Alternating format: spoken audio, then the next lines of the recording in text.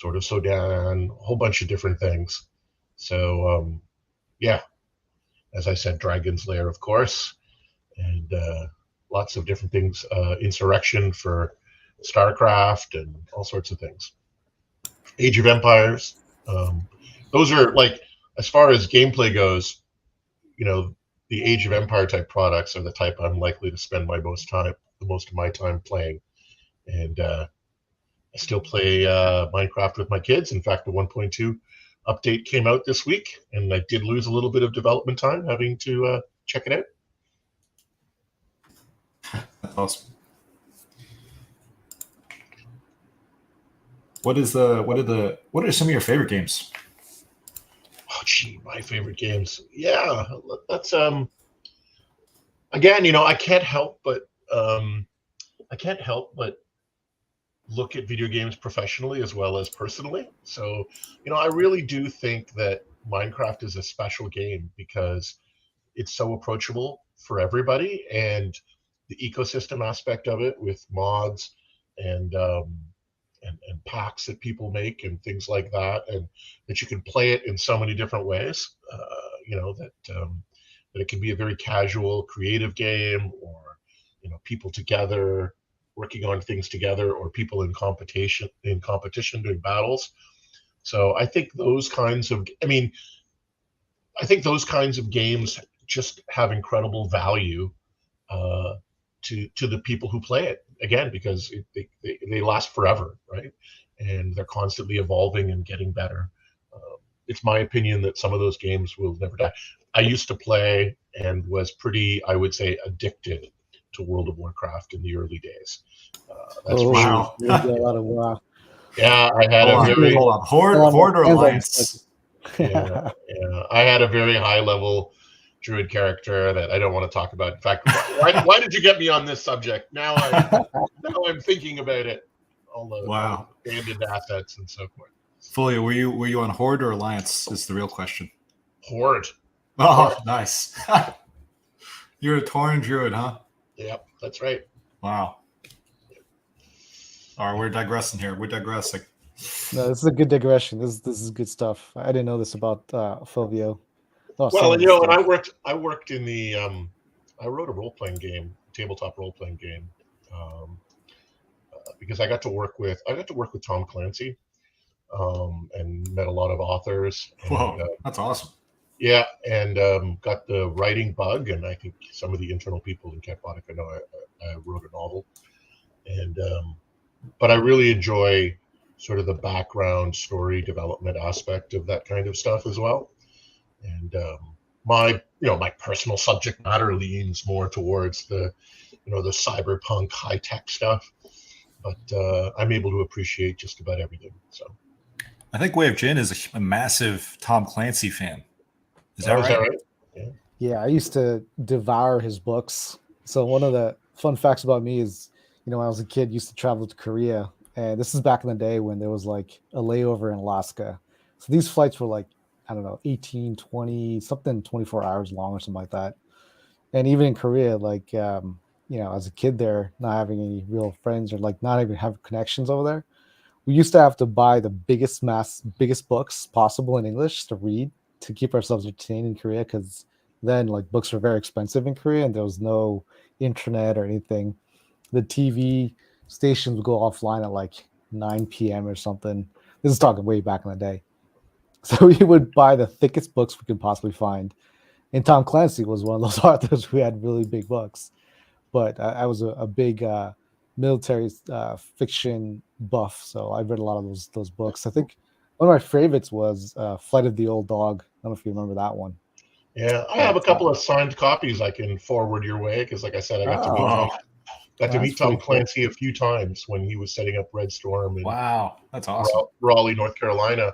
And in fact, a story not for this meeting, for another time, but we are friends. Yeah, there's kind of an interesting story to how Tom Clancy started that company and that endeavor, and an interesting crossover with me and a project I was working on before then with Orson Scott Card, because I was working on starting a video game company with Orson Scott Card. And what? Yeah, it's I don't want to talk about it here because I have to reveal something that isn't very polite. Funny story, but not very polite. Yeah, interesting. Anyway, yeah, he's a great guy. Tom Clancy was in my opinion, he deserved all the praise he got. Certainly, he technically knew his craft. That's for sure. Wow. Orson Scott Card as well. His books, absolutely incredible. Some of the best sci-fi. That was the other part that I was going to throw in there. Is that I don't want to talk about. I don't want to talk about Orson Scott Card. Please don't make me talk about Orson Scott Card. Well, we can pause it for now, but I just want to say sci-fi was my other genre that I was heavily into. I was reading like everything sci-fi. I think the last, I don't know if this is going too far down the rabbit hole, but Alistair Reynolds, that was he's one of my favorite authors the past like 5 years or so. Great stuff. So I would say the most interesting that I met was Harlan Ellison, but that's a different story. So okay. Orson Scott Card's an interesting character. Like I said, private conversation. I'll tell you a little bit about that. That's for sure. Oh wow. Yeah. Trent says he wants to be part of the secret cult to hear more. Renee says, Renee, you had a great point about Pong actually being a strategy game. Pong was a complete strategy game. Do I move the bar up or down? Yes. Thank you, Renee. Anyway, so I mean, the interesting thing about my background is I'm old, right? Not a young guy. This industry has a lot of young people, and it always has. I was a young guy in the video game industry, but again, that was the late '80s, early '90s. That was a long time ago, and it's interesting because it takes a lot of energy to work on video games because there's a lot of passion for it. People are very passionate about making video games, and the problem with being an old man making a video game is you can't work 24 hours. You got a wife and kids, and also you might be a little bit too I don't know what to say about it. Sometimes the realism you have as you get older and experience, I'm not sure it holds you back, but it certainly will push you to take less risks, right? To do things in a way that there'll be less risk and more likelihood of success and so forth. And that's sort of my attitude, is that the quality of a game isn't really about risk or bleeding edge technology. It's about the quality of the story and the gameplay and the thought and the community and all those elements that really give, like I said, products like Minecraft and World of Warcraft and so forth so much longevity, because they have real value, right? Really a rich game experience. Civilizations, you and I talked about Civilizations, Jin. My favorite. Yeah, a lot of people. That's a favorite for a lot of people, and it's not surprising because it often crosses an interest outside of playing a game, right? People have an interest in history or culture and stuff like that, and people shouldn't really underestimate the value that those type of games bring to their community, because they address those things. I know people were like, honestly, they're like Civilization uber nerds. Like they don't just know about the game, they know about all the cultures in the game, and they wouldn't if they hadn't gotten into the game. Right. Yeah, Civ also was one of those games where educational wise, different characters and different parts and really strategy and there's so much to the game itself that I thought was not just mindless, or there was some educational benefit to it that I've always really enjoyed. One of my things about Civ is that you take so much time to build out your civilization, and then the game ends. It's like, what the heck? Like, that's kind of the waste of time for me in my mind. And that's actually there is that option. There is that option when you win to keep going, right? You can keep going. I think there is, but after a while, I think I just either got sick or tired, or I just got busy with other stuff. But this is actually a topic I wanted to just have a quick divert before we jump into the eye candy. Is from a gaming and NFT standpoint, what are the differences? What are the impacts that NFTs being on from an ownership standpoint, and also being on blockchain, that it's immutable? How does that change gameplay itself? Because then your Civ game itself, it's not just like a one-off or a one-time thing, but it actually does become something that becomes, has lasting impact, or has potential to have that, right? So one thing that's one of the things that in my mind I'm definitely interested in investigating with what we're working on here, and just generally from a NFT, pushing the envelopes of what you can do with it in the gaming space. But question to you, Fulvio, regarding your experience, and I know that on the StadiaX platform and what you've seen out there, working with other teams, devs, projects, what's kind of like a couple takeaways that you have when it comes to gaming and NFTs?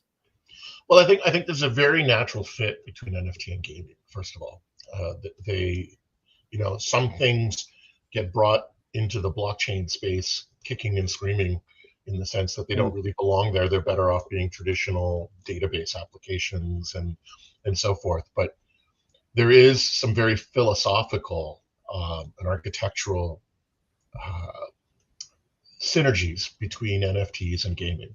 And one of them you brought up, right? Like you mentioned it, in the sense that, like, oh, when I finish the game, I get to the end, it's just like let down. It's over. It's done, right, because it ends, right? Like you finish the game, and it's like, what do you have? You right, have your right, memories of that game, and the fights you had with your wife because you were spending too much time playing Civilizations when you should have been helping put the kids to bed, right? Um, but I've and never done and that. well, I certainly did with World of Warcraft, but that's a different story. Um, but you can play a game in the one of the great things they're trying to achieve, or and will be and is being achieved with NFT and gaming, and we will achieve, by the way, is that you get something out of playing the game, and you get something that's permanent and useful even outside the game. So, it used to be had to buy video games in a store and take them home and play them. Now, Mhm. electronic electronic boutique, EV games, all those things, they're pretty much gone, right? Nobody cares anymore, because you just go online, you pay with your credit card, and you get your game. And so you don't even have anything physical, right? You don't even have the physical game. It's just like a key you have Right, to get right. into the game, that are perfectly suited for tokens, right? NFT tokens are perfectly suited as a game key to play a game. And so that's one of the things that we have achieved and will demonstrate with StadiaX, is being able to let people use their NFTs as keys to play a game. So if you have a cat bot from Catbotica, you'll be able to play the Catacombs game, and you'll be able to win NFTs in the game, prizes in the game, as you know, the soon to be released rewards program that you and I have been working on. And you will have that when you finish a level or a game, and even in, we're doing quite a lot of things. Again, I don't want to have too many spoilers, because there's quite a roadmap that we've got designed out for all of this, but in a Mhm. very in a very Ready Player One kind of way, being able to find Ooh, things, Ready Player One, you know, magic find find terms things here. in the game that are like are real prizes, right? That maybe StadiaX is all about being able to win real life prizes, like large amounts of ETH or cash value prizes, or things like that. And so that's one of the main. Those are some of the main areas of crossover, is as access security key tokens, to enable actually having something, or winning something, or owning something after the game. Then there's like utilizing assets in the game. I'll show you, and you've seen it. When you play the Catacombs game, you'll be playing the catbot you used to play the game with. Like, so, Mhm. your Right. NFT isn't just the access token to play in Catacombs. You'll be playing that NFT in the Catacombs game. So that's a whole larger discussion. We could have a cafe and an AMA all about assets in game, and how they can be tokenized, and what you can do with that, and all of this. So there's like a ton of ways that NFTs and gaming have synergies and crossovers and mutual benefits and so forth. And there's real enablement. But there are some hurdles too, right? So there are some things you have to accept as reality of the decentralized world, or that we have to go about changing the reality of the way the decentralized world currently works. Anyway. Yeah, I feel like this topic that we're talking about is a fascinating topic, and I feel like it does. It's probably worth it to have a dedicated conversation on this. So I think we'll follow up with one specifically about this. I know that today is meant to be a shorter, quick update for everyone. So I just wanted to start to give some people a sense of kind of the conversations we're having internally and where we're heading with all this. But I feel like it'd be great next time we can bring on a guest, maybe someone Phil in the industry or someone we can pull from to be able to have a more in-depth conversation. I also want to remind the audience that your questions, if you want to ask questions, we do have quite the experienced game dev in Folio with many decades and cycles and generations, different styles and game versions of games. But I do want to point out that we are, in the midst of doing all the things, and there's a lot of features, that I've been learning about from Fulvio. And as Fulvio has been walking us through the process here, taking a lot of the IP and a lot of the coding, a lot of things he's built over the years in his experiences in creating libraries, really putting into the game that we're looking at here. So it may on the surface look like a simple game, but by no means from the architectural side or on the development side or the actual feature set side of this is going to be anything but. So if you guys have questions and if we do have, we'll have when we have a dedicated conversation about this. Anyone who's interested in learning more about this would be a great opportunity for you to do so. So feel free to throw in your questions in the comment box here. We are tracking them. And if we don't get to them today, we can throw them into the next round. So feel free to put stuff up in the mix there. But I think maybe it's time to switch it up and show them what we got. Okay, so let me tell you what I'm going to show you before I show you. There's an old saying, never show a fool a half-done job, but that's a necessity of the situation. So I'm going to show you a couple of things. I'm going to show you a level editor. So, before you can demonstrate anything in a game, you've got to create elements in the game. You've got to create the play fields or the levels or what have you. And normally, sometimes those tools are really rough. Sometimes they're command line based, or you're creating a level by making entries in a database or a spreadsheet or whatever you. We kind of went a little bit of the middle ground with this. We built an early stage 2D level editor so that we could build the levels that we needed to actually demonstrate the features and functionality of the game. And it looked really rough in the early days, Jin, because I actually drew little crayon pictures for icons and so forth. Literally. Yeah, literally. That's sort of again, the arc of game development, right? But we have a functioning level editor now, and we've built some levels, and really just for, again, feature testing and functionality and so forth. And then some of the Catbotica team was helping us with some basic assets so we could show the game. So I'm going to show you the level editor. Then I'll show you what we call the game viewer. I'm not going to show you the actual game because it's super top secret.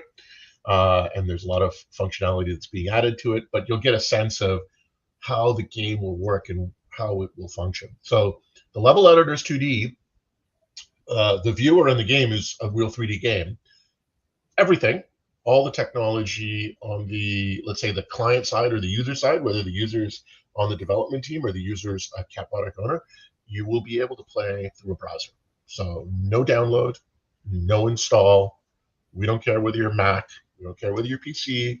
We don't care whether you're mobile. I'm not going to share the links to the test assets, but the team was shocked the other day. They said, "Oh, will this ever work on mobile?" And I gave them the link, and they clicked on it, and in the meeting, they were able to play on their mobile phone. They were like, "What? How is this possible?" That's the way we built it. So, and in addition, I know I'm rambling on before I'm showing something. Hopefully, I'm creating some tension.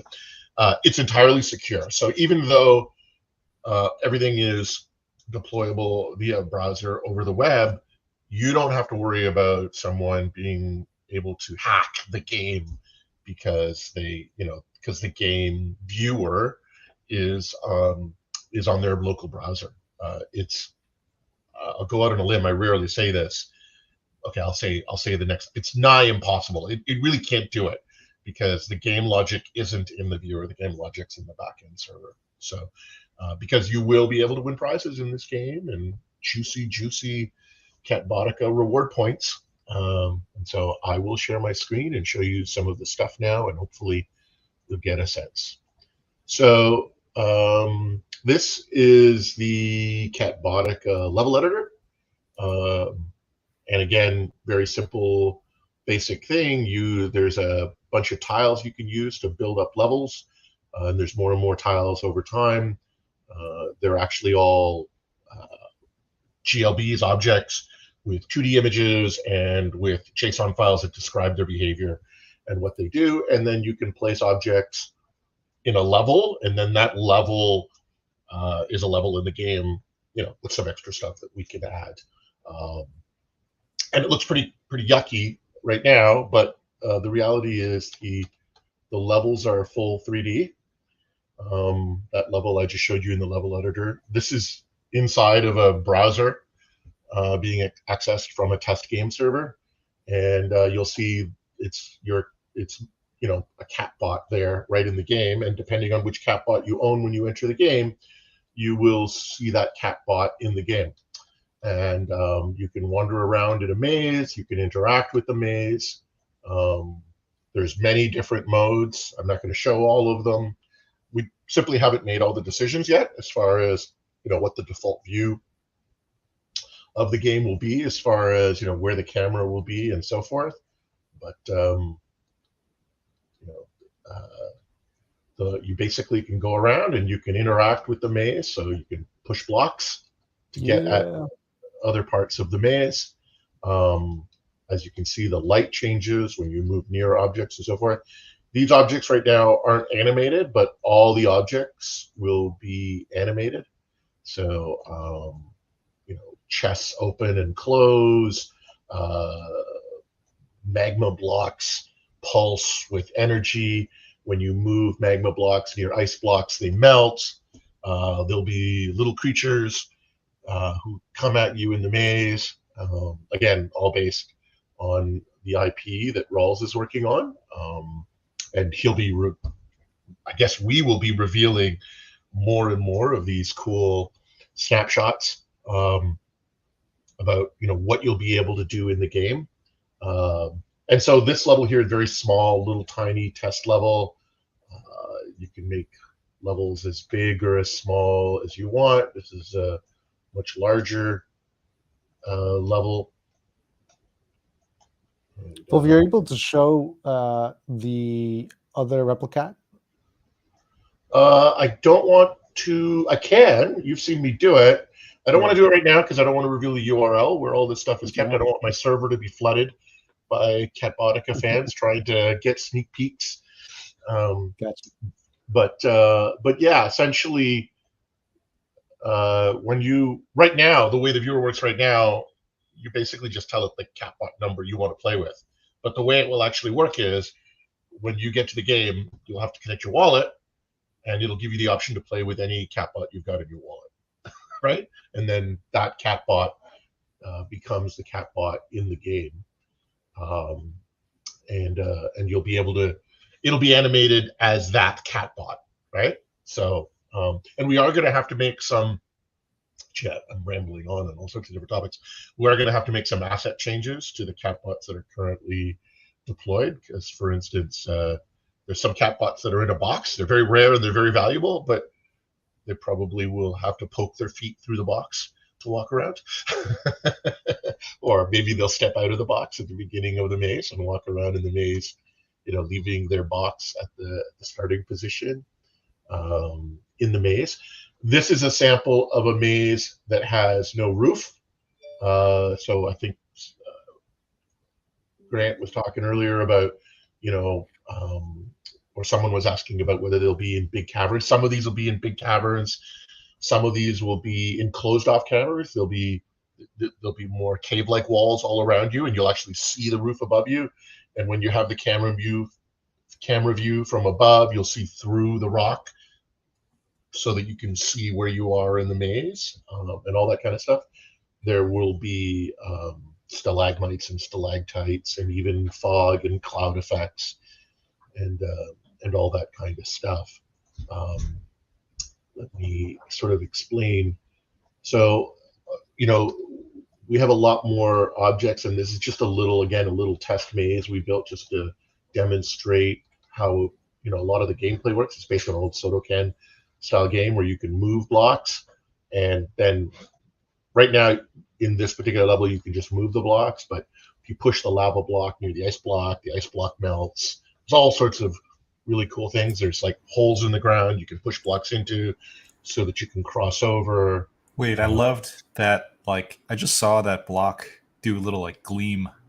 Can you do that? Oh yeah, yeah. I don't have any like the here. Let me show you. This is Can so you zoom amazing. in actually, Fulvio? I want people to see the quality of the actual like those ice blocks and like what you're getting at. And even I just want There to it point is. out the Replicats as well.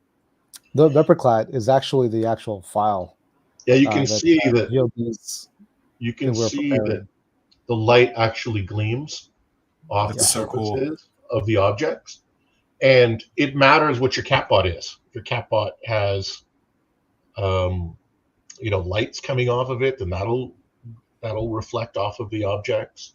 Um, we had a little bug. I think Grant saw us with this bug where, because again, we're building it, right? So there's all these little bugs here and there. You can't walk into the ice cubes anymore. You used to be able to walk into the ice cubes, but it was kind of cool actually because the light would refract through the ice cube and Wow. things That's tough. and now it made me think that maybe we might have like slime blocks. We might actually have to Ooh, look at Oh gel yeah, block like Jello. walk through. yeah, all sorts of cool things you can You do. like morph around you as you go in this thing. That'd be pretty Yeah, dope. yeah. Great special So effects. yeah, and as I said, like the level I'm showing you guys is let me there should be a level in here called path. I keep showing you little square levels, but the levels can Interesting. be like any configuration you want, right? And some of these will take place on top of high cliffs, right? Or inside of caves, and so forth. And so That looks really cool. yeah, I don't I spend all my time working on the functionality and the features and managing the development, and we haven't spent very much time at all building levels, because that's not really a technical function so much as a storyline and gameplay function, and a lot of the team is anxious to get started building out the levels and the storyline and so forth. I can't show you, but it's all spatial sound. So the objects have sounds, and you can put music in parts of the maze. So when you get near certain objects, you hear the sound they give off, and it's stereoscopic, which is very, very cool.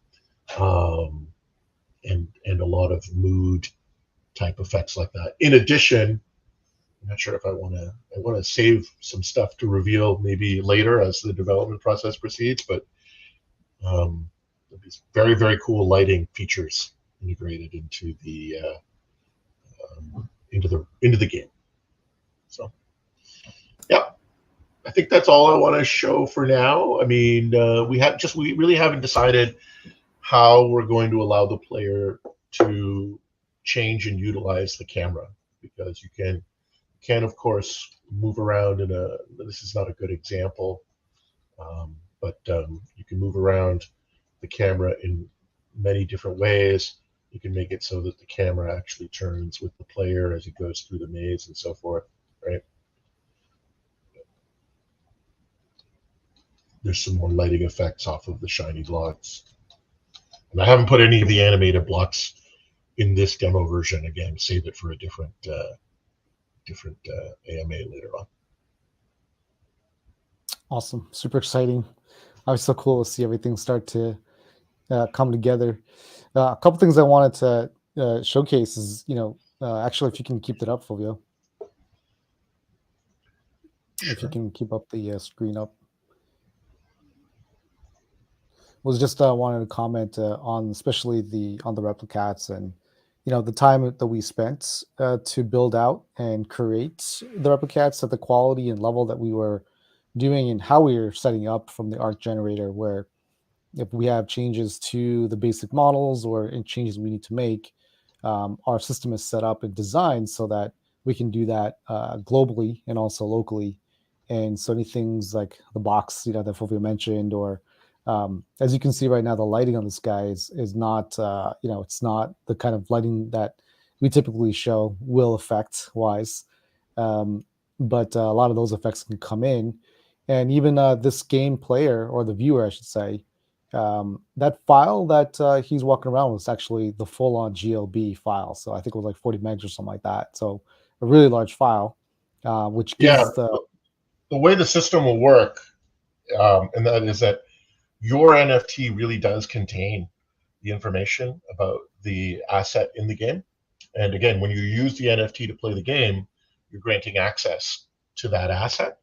And so we may do level of detail versions. We may update level of detail versions so that there's more or less detail, because that's a pretty large asset.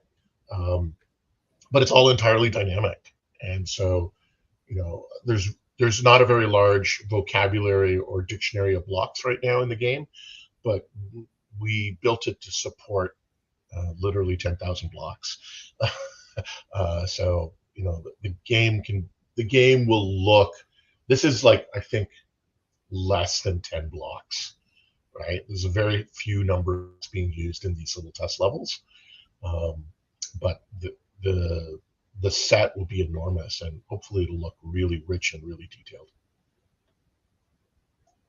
Yeah, so that's really exciting to hear and just see it from an NFT side of things, like how we're implementing the actual usage of the NFT and giving it functionality, utility, right? That's a big question that everyone's asking, like, what do you do with this NFT, right? So we're starting to show how it is that you would be able to use it in game, and also to be able to have it perform and do and the metadata that it carries be able to have some sort of effect on the environment or the scenario you're playing around with.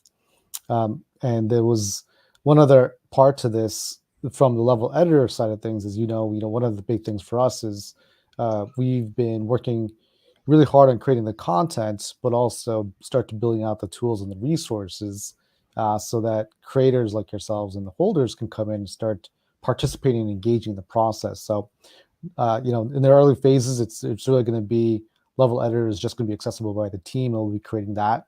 But we do envision at some point in time that we open it up and allow the holders and the community to be able to create levels, sort of like a Roblox. My kids are playing Roblox all the time now. Sort of like a Roblox ability to really have a community engagement. So that part is one aspect that I'm personally very excited for, and I think has got tremendous potential as we continue to build out the tools and resources, and as we get more eyeballs on the project and have more people coming in and start to see this is what you can do with your actual replica NFTs. And this is where, having one allows you to play the game, and having one to play the game, what does that then give you access unlock for you then? So there's a lot of the conversations and things that we're strategizing, game playing, and creating gamification elements to make this so that it's a really rich, really rewarding, very engaging experience for all the community and all of our audience. So those are kind of imagine that, and I know you and I have talked about this. I've presented a model for how we're going to do this, but imagine that our community can create levels, and then imagine they could mint them.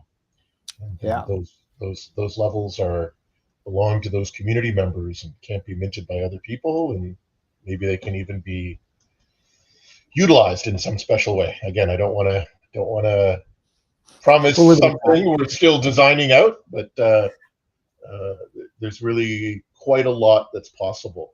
So, and you'll see. Look at that quality, man. It looks so good. Ugh, awesome. We haven't really focused, like structurally, we've focused on quality, but other than the cat bot, which was created as a cat bot for the NFT, and I think I'm intentionally reducing the level of detail here so it doesn't look anywhere near as good as it will in the finished product. These are pretty just scratch assets we've been building to sort of demonstrate and have something to work with while we build out the game. The finished product will be pretty darn cool.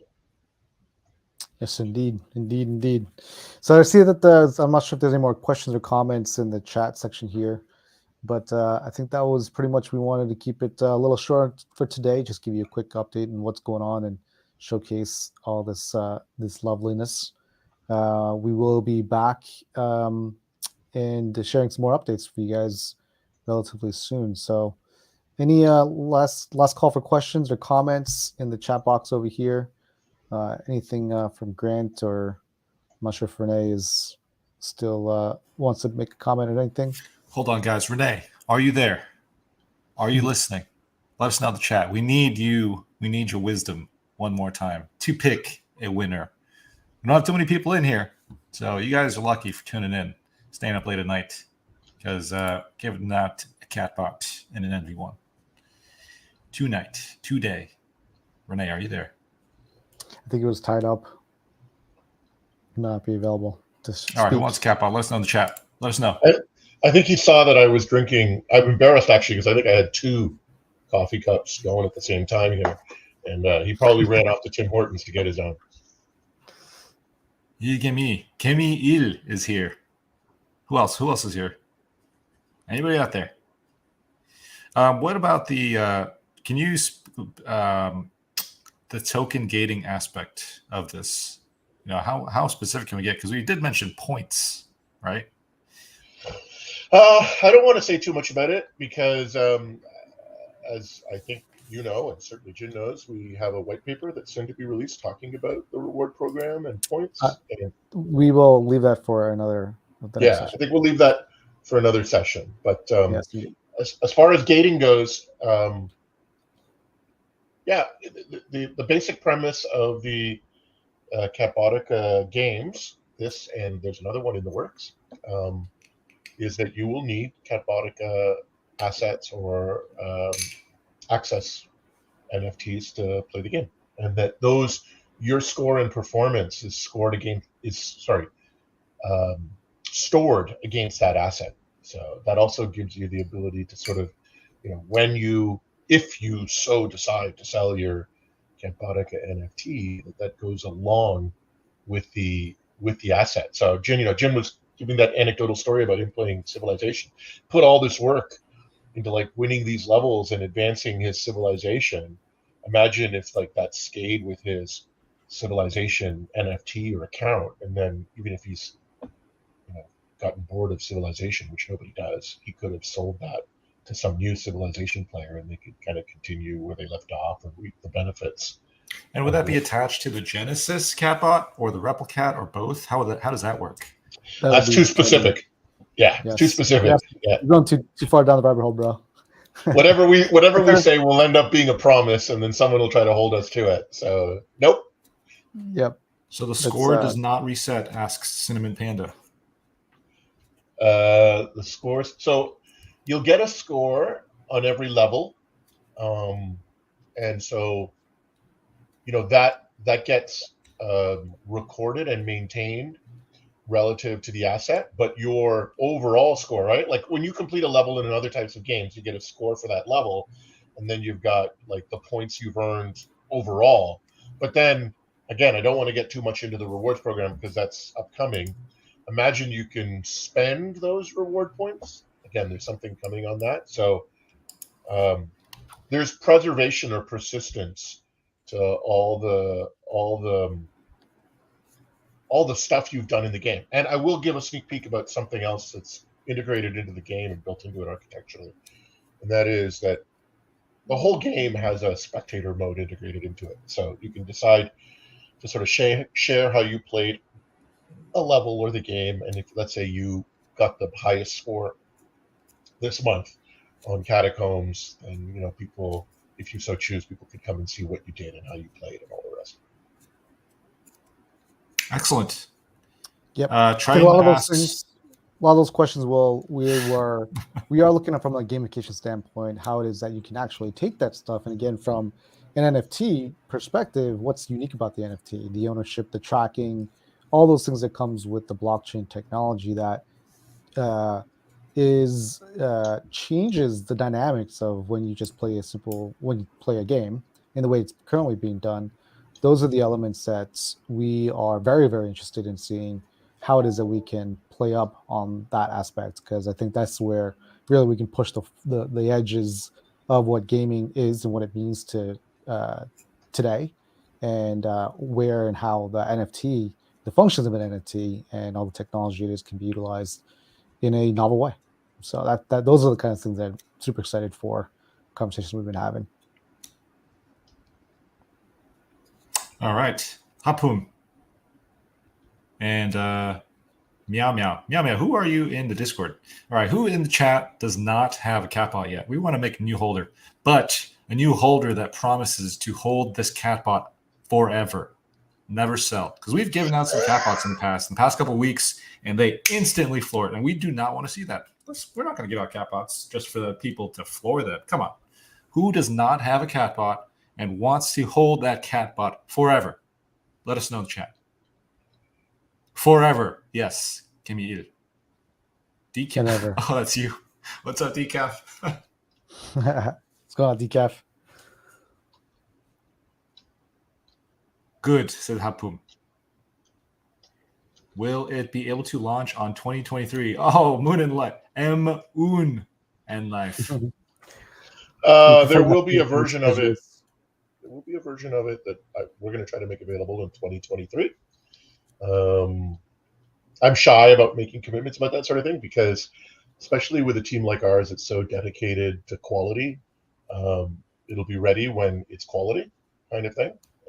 But certainly our intention is to release something in 2023 and then keep improving on it and adding features. And so I don't think I'm going out on a limb when I'm saying this. The thing about that is that if there's a new version, your Catbotica NFT will still be the access token for the new version, right? It'll just be an updated version of what you had access to before. So, what I will say about scheduling wise is, we're from a commitment standpoint on exact deliverables. I think the approach that we're taking is to keep you guys updated so that you guys have as much information as we can possibly give you guys and as soon as we can. So from a communication standpoint, that's the one of the things that we've consistently heard from you guys. We hear your feedback, so we want to keep you guys updated. So it's not going to be like, is it coming out 2023, Q2, Q3, Q4? It's going to be like, listen, this is where we currently are at, so you guys can see where the progress is at. And as Fulvio says, the way that we are also approaching it allows us to iterate. So it could be that we would have something available sooner rather than later, where people can actually engage and play and start doing things, and then we'll keep adding features. That's one of the benefits of the way we're currently approaching the game process, which I think is also for me is kind of exciting. So, hey, look, shit, I made an F. What's that? I made an F. You made an F. Oh, we weren't sharing your screen. Oh, for Fulvio? Yeah. That's kind of cool. The checkerboard. I was like, wow, we should play some Wait, we chess. need one more. We could have a chess version for Replicats. Oh, you can assign, push all like, the blocks roles together like that, huh? We could make an Archon type game where the chess pieces are different catbots. Yeah, that'd be kind of fun. And then we can Now, actually. I'm probably nobody gets the Archon reference that I just made because Nope. All I know is Archons from StarCraft. 여기서 캣봇 없으신 분 계십니까? Let us know in the chat. If there's no one without a catbot, I think we take a pass, because I do think that we do want to be bringing new people into the fam. So why don't we call a wrap for today? And again, as I said, we will be looking to give you guys more updates on a more consistent and regular basis without too much of a lag in between. All right, guys, thank you for tuning in. Triton, Hapum, Skywalker, Kenny Il, Meow Meow, aka Decaf, Mr. Unin Life. Thank you. 저는 없음. Hapum. Wait. Someone ask Hapum. Will you promise to hold your catbot forever? No, Hapum is saying they have one. Oh, Isum. Okay. Yeah. Well, thank you for joining. But again, if anyone's out there, last call, like 30 seconds, I swear. It would be nice to choose people. It would be nice to choose who will play the game, like in the closed beta. Thanks. Have a good weekend. So can you tell us how the map will be used on Catacomb that will once open before you say, oh, okay, open beta. That's pretty interesting. Like, well, yeah. What do you guys think about that? Selecting or having an open beta kind of whitelist? Yeah, we'll be rolling out, and I think our protectors are we're always very appreciative of our protectors. They will, they put so much time and effort into working with us in the community, so they would have first access if when we're able to get that up and running. So I'm not sure. Moon and Life questions. Can you tell us how the map used on Catacomb will be once opened before? Not quite sure. I think he's saying the map that Will showed. Gotcha. That was a recreation of one of the scenes that Rawls had created. That's more of an advanced version of where we're currently iterated, because what you're seeing, the current version we have is a 2D, like not the 2D, it's a 2D plane, so X and Y, and it does not extend into the Z axis, and that's going to be something that's going to be in the future. So the one that you saw with the cascading waterfalls and all that incredible gorgeousness, that's going to be something in the future. That's something that from a creative and conceptual design we were trying to convey what the look and feel of the game would look like, and also future iterations of that. So yeah, sneak peek. Exactly. So take care, everyone. Oh, okay, no problem. Take care. Oh, you're gonna say something? No, Fulvio, speak. I was just gonna say that we definitely have built into the game the ability to hold beta releases and allow certain people access at certain times. And I know that there's some more information coming later about partnership with StadiaX and having Catbotica holders having beta access and special access to the StadiaX platform and game passes on the StadiaX platform as well. We'll probably talk about that in the future. Awesome. Sounds good. Awesome. We had a little bit of a hiccup in the beginning on the YouTube feed, so it wasn't going in the beginning. But I do believe once we were able to get this sorted out, the YouTube is live. So if anyone does want to check it out or send it to someone so they can hear what we were discussing, that's where we will be recording these future sessions. Other than that, thank you everyone for coming out today. So great to see everyone. Oh, quick update. So you may be wondering, Killer Whales, what's going on? We are having a call with them tomorrow, so we'll see what the update is on what's going on. Keep you guys posted. Have a great weekend, everyone.